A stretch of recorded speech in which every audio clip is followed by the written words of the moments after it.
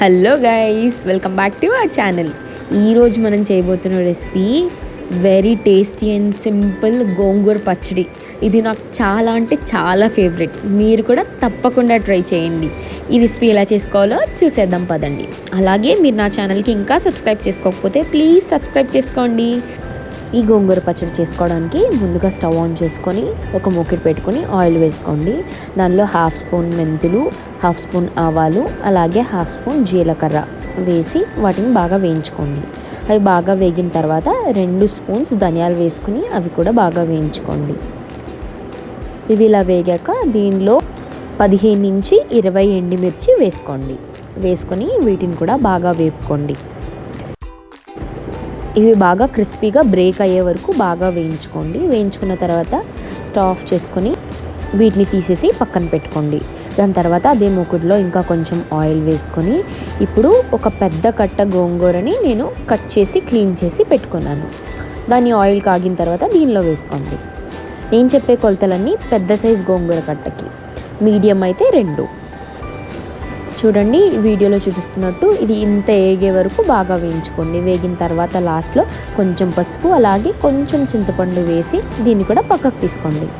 ఇప్పుడు ముందుగా వేయించుకున్న ఎండుమిర్చి అవన్నీ మిక్సీ జార్లో వేసుకొని తగినంత సాల్ట్ అలాగే ఒక 5 to 6 వెల్లుల్లిపాయలు వేసి బాగా గ్రైండ్ చేసుకోండి.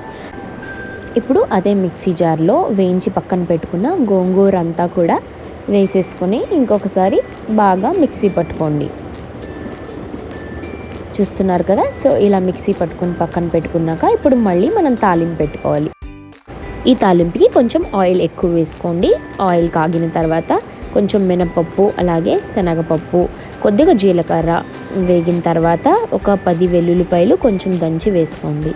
అవి కూడా వేగిన తర్వాత దానిలోనే ఒక 4-5 ఎండుమిర్చి అలాగే కరివేపాకు వేసి బాగా కలుపుకోండి. తాలింపు బాగా వేగిన తర్వాత కొంచెం హింగు వేసుకోండి. మీకు నచ్చితే వేసుకోండి లేదా స్కిప్ చేయండి. ఇప్పుడు తాలింపు బాగా వేగింది కదా, దీనిలో మనం బ్లెండ్ చేసుకుని పెట్టుకున్న గోంగూర పచ్చడి మొత్తాన్ని వేసి బాగా కలుపుకోండి.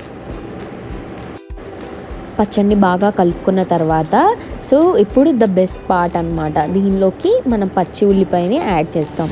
టేస్ట్ అయితే చాలా బాగుంటుంది. సో ఈ ఆనియన్స్ని పెద్ద పెద్ద పీసెస్గా వీడియోలో చూపిస్తున్నట్టు కట్ చేసుకోండి. కట్ చేసుకొని సింగిల్ లేయర్గా రిమూవ్ చేసుకొని పచ్చడిలో వేసి కలిపేయండి. వీటి టేస్ట్ తింటుంటే చాలా క్రిస్పీగా భలే ఉంటుందన్నమాట. మీకు ఈ రెసిపీ నచ్చితే తప్పకుండా ట్రై చేయండి. And thank you so much for watching my videos. See you in my next video. Bye bye.